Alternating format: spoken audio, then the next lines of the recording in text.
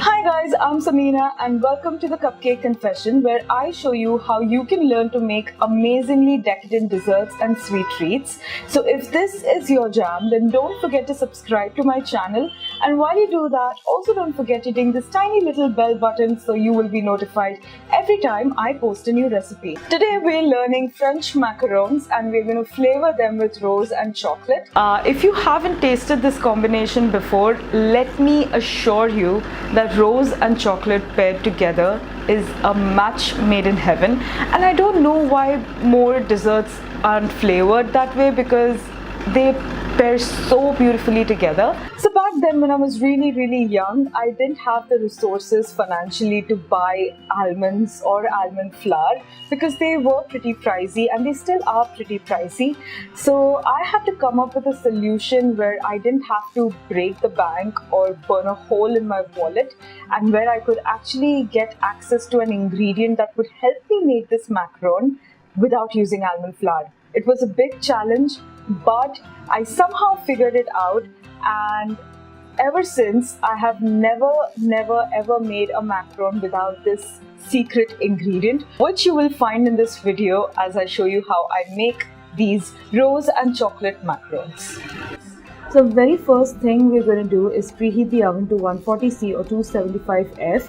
In a food processor or chopper, I have my oat flour and icing sugar, and just going to pulse this a couple of times for about 30 to 45 seconds, and then I'm going to pass that through a sieve just to make sure that I don't have any large lumps or chunks of the oat flour, and that the oat flour and icing sugar are mixed uniformly. I'm going to keep that aside. Here in the bowl of a stand mixer with a whisk attachment, I have my egg whites and caster sugar. I'm just going to mix this on speed 6. If you're using electric beaters, then a good idea would be to start off at speed 4 and then progress it accordingly.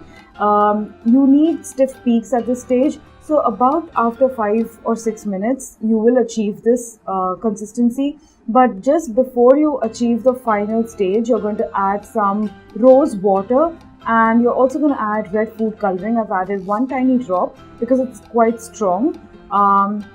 Then I'm going to mix this on high speed for about 1 minute until it's all uniformly combined, and that's what it should look like. It should stay stable, and even if you turn the bowl over your head, the egg whites should not fall.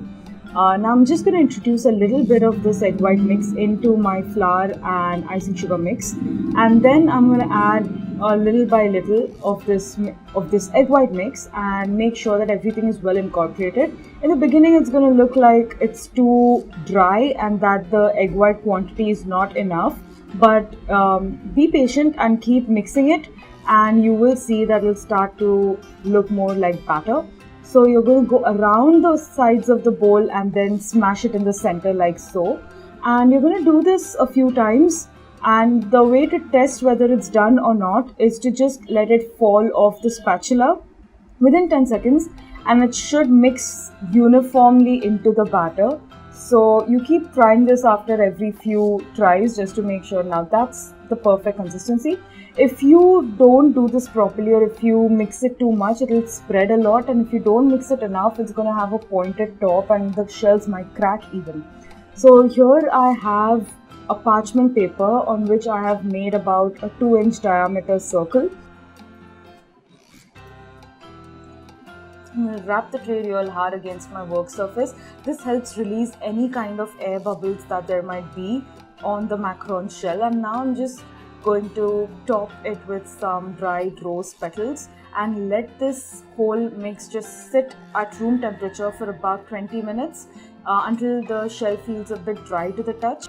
And then we're going to pop this into the oven at 140C or 275F for about 20 minutes.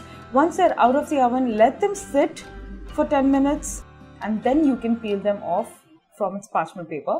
Here I'm going to make some ganache, so I have some dark chocolate and heavy whipping cream. I'm just going to pop this into the microwave at 10-second intervals until it starts to look really nice and glossy. Alternately, you can even heat the cream until it starts to scald or there are bubbles around the sides of the saucepan, and pour that over the chopped chocolate, let it sit, and then you can stir it.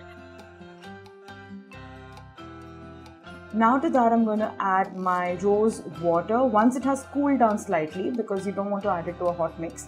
Then I'm going to let this cool completely in the refrigerator.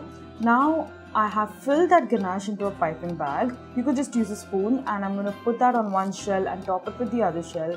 And so here we have our rose and chocolate macarons with my special secret ingredient that you can find in your kitchen every single morning for breakfast. Surprised by my secret ingredient?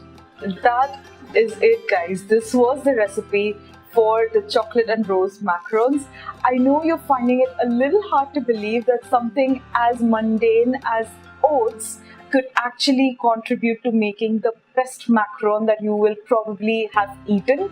When you give these macarons a go, don't forget to post a photo on Instagram using my hashtag #TheCupcakeConfession. If you like this recipe, please give it a big thumbs up. If you want to see more of these kind of recipes, don't forget to hit subscribe to my channel, and while you do that, also don't forget to ding this little bell button. That way you will be notified every time I post a new recipe. Until I see you again next time, bye!